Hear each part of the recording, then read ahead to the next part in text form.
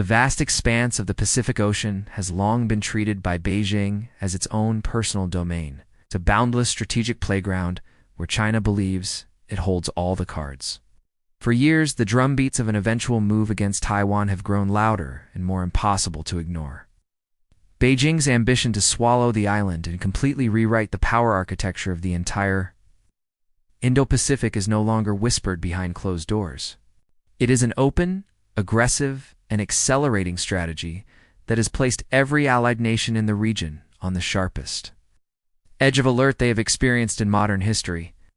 China's calculated encirclement plan, its relentless gray zone operations, and its militarization of every square inch of contested sea and sky have cast a long and deeply threatening shadow over the entire region, and nowhere is that shadow felt more intensely than in Japan.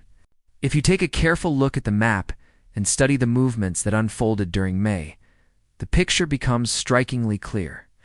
China dispatched enormous warship formations and waves of combat aircraft into the Taiwan Strait in a deliberate, calculated, and unmistakable show of raw military muscle. It was a message sent not just to Taipei, but to Washington, to Tokyo, and to every capital watching from the sidelines.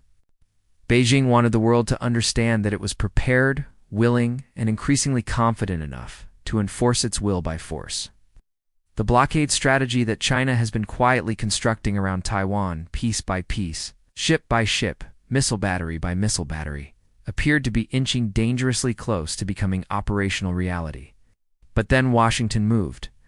And it moved in a way that nobody in Beijing's war planning rooms fully anticipated.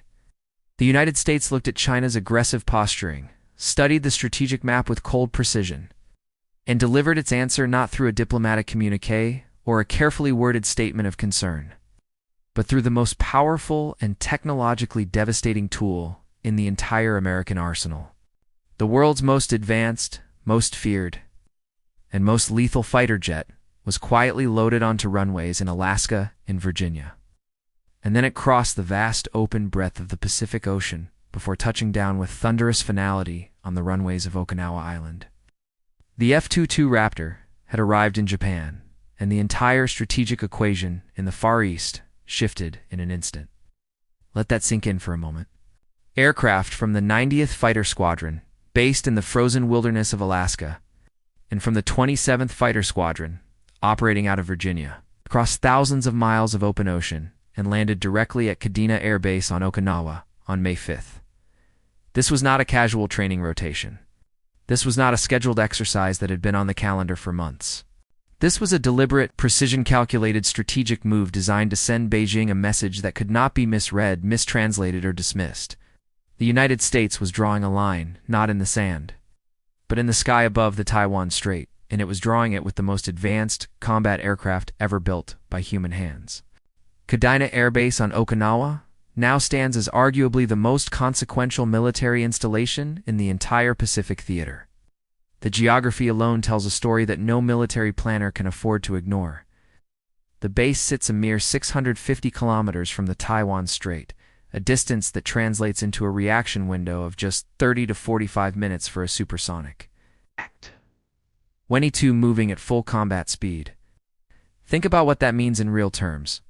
By the time Chinese military commanders issue launch orders, by the time their amphibious fleet begins its pre-assault positioning, by the time their radar operators start building the picture of what is forming on their screens, the F-22s are already airborne, already supersonic, and already threading through airspace that Beijing's air defense networks cannot effectively contest. An estimated 12 to 24 fully armed and mission-ready F-22 Raptors have now been stationed at Kadena as part of this deployment. Some might look at those numbers and think the force seems modest. That instinct, however, fundamentally misunderstands what the F-22 is and what it does. Every single Raptor stationed at Kadena is not merely a fighter jet. It is a flying ghost, an airborne predator that can patrol Taipei's skies before Chinese radar systems even register its existence. Each F-22 is individually capable of engaging multiple enemy aircraft simultaneously, all while remaining effectively invisible to every radar system that China currently operates. You are not looking at a small force. You are looking at a force multiplier of historic proportions.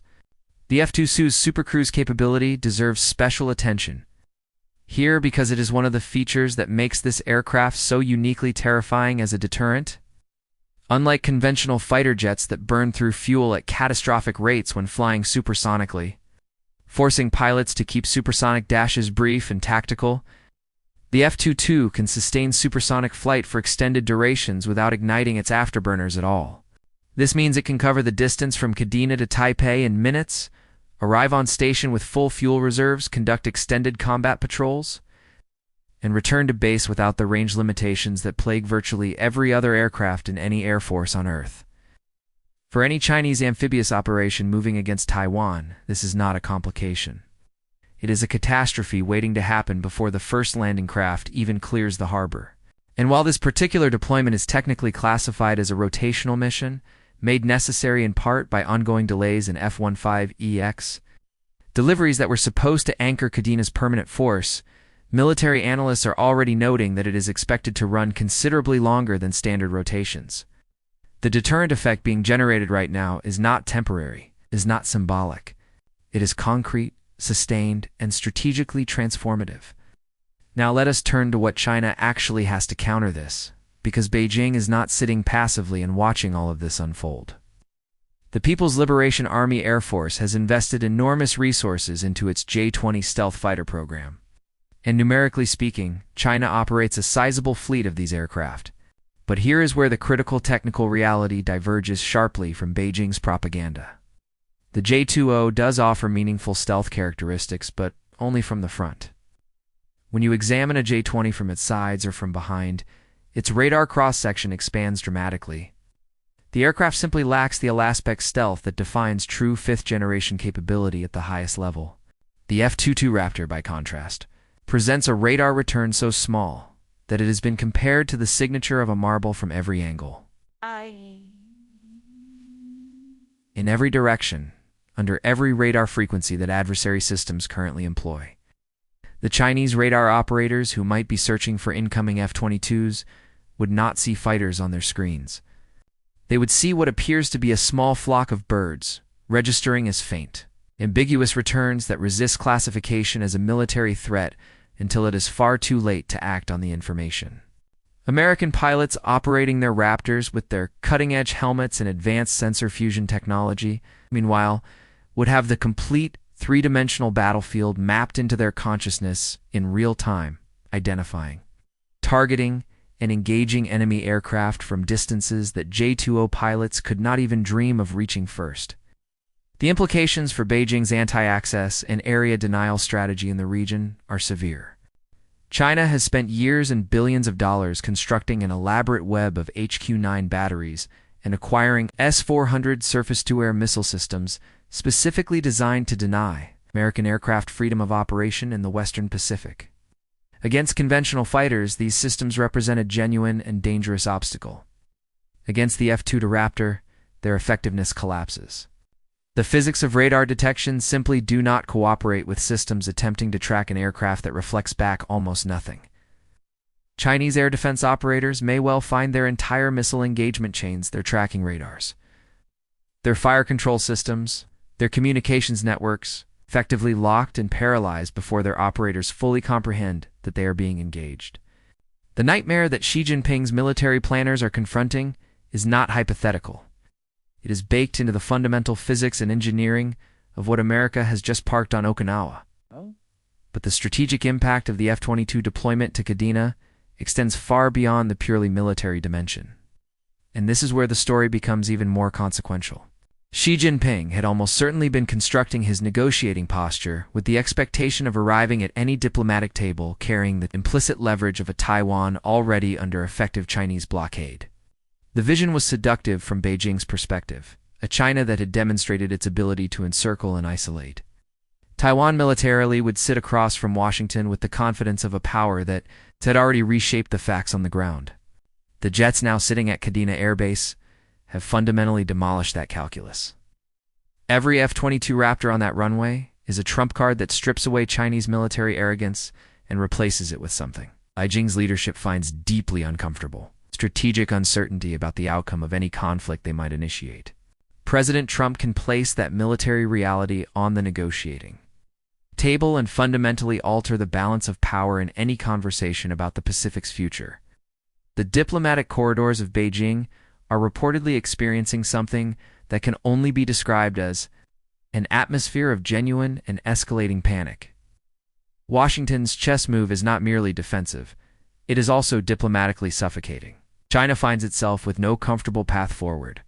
It cannot easily neutralize the F-22 deployment militarily, cannot ignore it diplomatically, and it cannot pretend that the strategic situation it imagined just weeks ago still reflects reality. The move has left Beijing gasping for room to maneuver at precisely the moment when its leaders believed they were on the verge of achieving decisive leverage.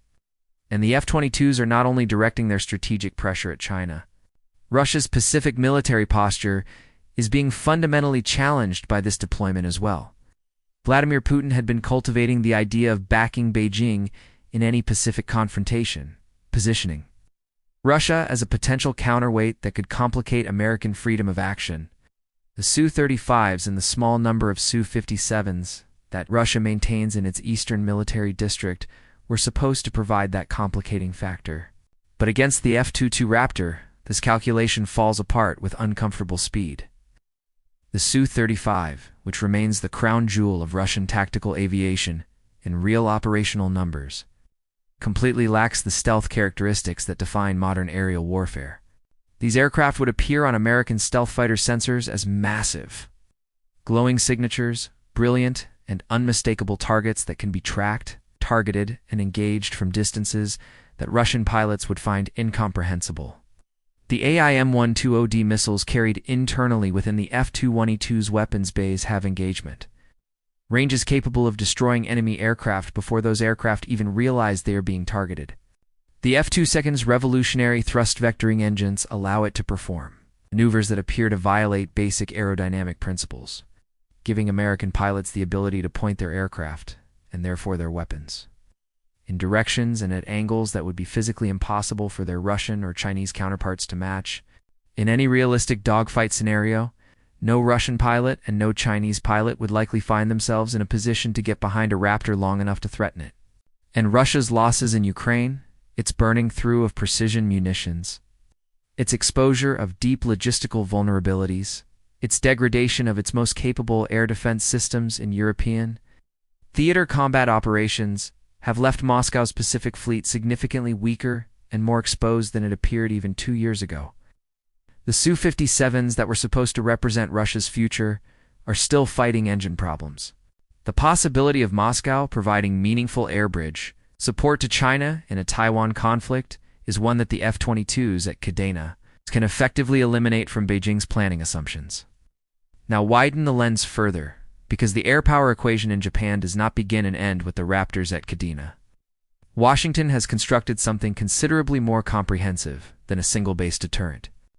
Misawa Air Base in northern Japan now hosts the United States military's most advanced F-35A Lightning II fighter jets, and their positioning there is strategically lethal from multiple directions simultaneously. The F-35As at Misawa carry massive electronic warfare capabilities that can directly reach the East China Sea to the south and Russia's Pacific coastline to the north. Misawa's geographic location means that its aircraft directly and critically threaten Russia's critical Vladivostok port complex and China's northern naval bases. Installations that Beijing and Moscow depend upon as the logistical backbone for any major Pacific military operation. The F-35A jets at Misawa possess the unique ability to electronically penetrate enemy radar networks and shatter communication architectures across entire operational areas, blinding defenders before the first kinetic strike is ever launched. Now imagine both elements of this air power equation working in coordinated real-time synchronization. The F-22s at Kadena sweep the sky of enemy aircraft hunting, engaging, and eliminating every threat before those threats can threaten friendly forces or protected assets. Right simultaneously, the F-35AS at Misawa are executing a parallel campaign, burning out enemy radar systems, disrupting command and control communications, and destroying high-value ground targets with surgical precision. These two forces share intelligence data with each other on a second-by-second basis through real-time encrypted data links. building a common operational picture of the battlefield that neither force could achieve operating alone. From this integration emerges something that military strategists describe with language usually reserved for theoretical models: a perfect and effectively unkillable hunter team, operating across both the air superiority and deep strike missions simultaneously. No enemy, operating with currently fielded Chinese or Russian technology, has a realistic answer to this combination. Behind these fifth-generation forces, adding further weight and depth to the overall striking power concentrated in Japan, the F-15E Strike Eagles and F-16 Fighting Falcons also operating out of Kadena stand, ready to deliver massive payloads of precision-smart munitions against any target set that the stealth aircraft designate. The F-15Es, with their enormous capacity for carrying sophisticated guided weaponry, weight and disciplined readiness to follow the invisible Raptors into the fight and bring devastating conventional firepower to bear at the precise moment that stealth forces have degraded enemy defenses to the point where conventional aircraft can operate with acceptable survivability. Add to this the enormous air fleet, hundreds of additional American fighters standing ready at Osan and Kunsan air bases in South Korea, and the total American air power concentration in the region begins to look less like a deterrent force and more like the most powerful offensive air armada ever assembled in peacetime.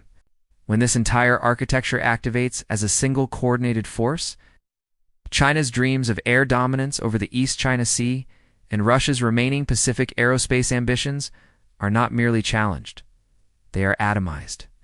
Tokyo, meanwhile, has not been content to serve merely as a host nation for American power. Japan has awakened from its post-war strategic slumber with a velocity and determination that has genuinely surprised military observers across the globe. And its own defense transformation is adding layers of indigenous capability to the region's deterrent. It's architecture that Beijing and Moscow never expected to confront. For the first time since the conclusion of the Second World War, Japan has achieved meaningful carrier aviation capability. The helicopter destroyers Izuma and Kaga, massive, purpose-built warships that Tokyo had for years insisted were merely defensive helicopter platforms, have been comprehensively converted into genuine light aircraft carriers capable of operating F-35B fighter jets with full vertical takeoff and landing capability. Their flight decks have been reshaped into proper carrier configurations, vastly expanding the operational runway available to combat aircraft. The deck surfaces themselves have been coated with specialized materials engineered to withstand the extraordinary heat generated by the F-35B's thrust vectoring. Engine during vertical operations, engineering work that makes absolutely clear. These conversions were always intended for exactly the combat role they are now fulfilling. When you study where these carriers operate on the map, you notice immediately how their patrol areas directly threaten the Taiwan Strait and the East China Sea, precisely the waters Beijing had imagined would be its unopposed domain. Japan's defense budget has simultaneously been driven to record heights exceeding $56 billion, representing a historic and permanent departure from the constitutional constraints that had kept Japanese military spending artificially suppressed for decades.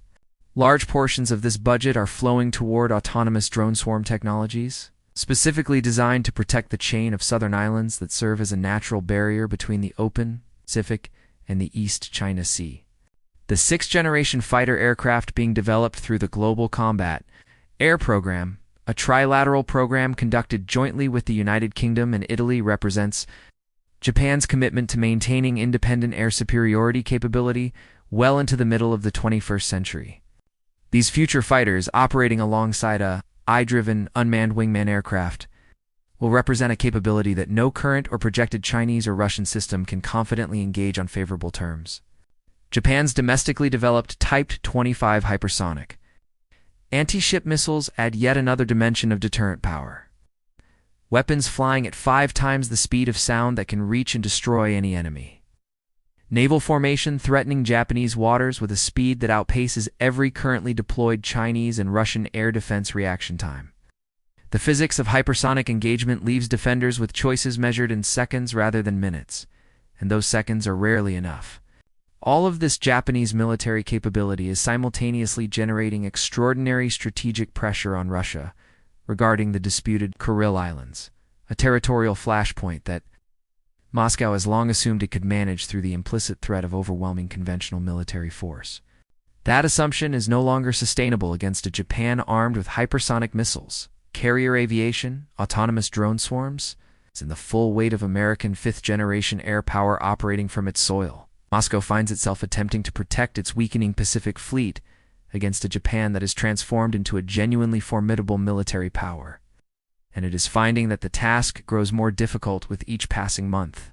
The naval dimension of this strategic picture deserves equal attention, because the sea is where China has invested perhaps its most aggressive and sustained expansionist efforts. Planned warships have been conducting increasingly bold and confrontational cruises through Pacific waters with the explicit goal of establishing a dominance that would eventually make a Taiwan blockade or invasion feel like an achievable operational objective rather than a dangerous gamble. Washington's response to these naval provocations has matched the scale of the challenge. A massive American naval force has been concentrated in Pacific waters, with Arleigh Burke-class destroyers making regular, deliberate transits through the Taiwan Strait, directly challenging and physically countering China's blockade positioning. These destroyers carry the Aegis combat system, which represents the most sophisticated integrated air and missile defense radar architecture ever deployed at sea. Working in seamless coordination with space-based satellite networks, Aegis has demonstrated the theoretical and practical capability to detect and intercept Chinese ballistic missiles even in the extreme reaches of the outer atmosphere, a capability that directly threatens the Chinese ballistic missile arsenal that Beijing has spent decades positioning as its primary tool for keeping American carriers at arm's length. American nuclear attack submarines, gliding in absolute silence through the crushing depths of the Pacific, hold China's naval supply lines, carrier formations, and submarine fleet under constant, invisible surveillance. Every acoustic signature from a planned submarine or surface combatant is captured, classified, tracked, and registered by the extraordinarily sensitive sonar systems of American nuclear boats that China cannot detect, cannot locate, and cannot reliably threaten. China's famous carrier-killer ballistic missiles, the DF-21D and DF-26 systems that Beijing has brandished as trump cards, capable of keeping American carriers outside effective striking range, face a multi-layered electronic warfare and missile defense architecture that has significantly degraded their reliable effectiveness. The integration of F-22 air superiority with aircraft, carrier strike groups at sea creates what can only be described as a complete and mutually reinforcing ring of fire, a strategic encirclement that makes the prospect of any Chinese amphibious force successfully fighting its way to Taiwan's shores appear not merely difficult, but operationally suicidal under current military conditions. The picture forming across the Pacific is now clear enough that even the most optimistic assessments inside Beijing's strategic planning apparatus must acknowledge an uncomfortable reality. The massive shield that the United States and Japan have constructed together, spanning the air, the sea, the electromagnetic spectrum, and the space domain, has fundamentally changed what China and Russia can realistically attempt in this region. America's surprise deployment of F-22 Raptors to Kadena, combined with Japan's historic and accelerating military transformation, has created a defensive architecture of such depth, technological sophistication, and lethal integration that Beijing's invasion and blockade scenarios cannot survive contact with it. China's military leaders, who had spent years building plans premised on a relatively permissive operational environment in the Western Pacific, now face the reality of confronting the world's most advanced military technologies at every point they attempt to probe the perimeter. Moscow, overwhelmed by its own catastrophic strategic miscalculations in Ukraine and watching Japan's military resurrection with growing alarm, can only observe the Pacific balance shifting away from its interests with limited ability to reverse the trajectory. Every F-22 Raptor that lifts off from Kadena Air Base rewrites the fate of the Far East in real time. Every patrol that Japanese F-35Bs fly from the decks of Izuma and Kaga redraws the map of naval power in waters China had believed it was close to dominating. The wind in the Pacific is no longer blowing in the direction that Beijing and Moscow chose. The great question now is not whether America and Japan have built a deterrent powerful enough to give pause to China's ambitions. They clearly have. The question is whether that deterrent holds, whether it deepens. and whether it proves durable enough to permanently foreclose the violent revision of the Pacific Order that Xi Jinping has spent his entire tenure pursuing. Do you believe that China will ultimately be forced to abandon its Taiwan invasion calculations entirely in the face of this overwhelming American air and naval dominance? Can Japan's newly awakened carrier power, combined with the full weight of American fifth-generation aviation, permanently eliminate Russian influence from the Pacific equation? The answer to those questions will define the history of this century. Drop your thoughts in the comments. We read every one of them. If you want to take these conversations with you on the go, join us on Spotify, where we bring you this content in audio form as well. Thank you for watching and for choosing to stay informed.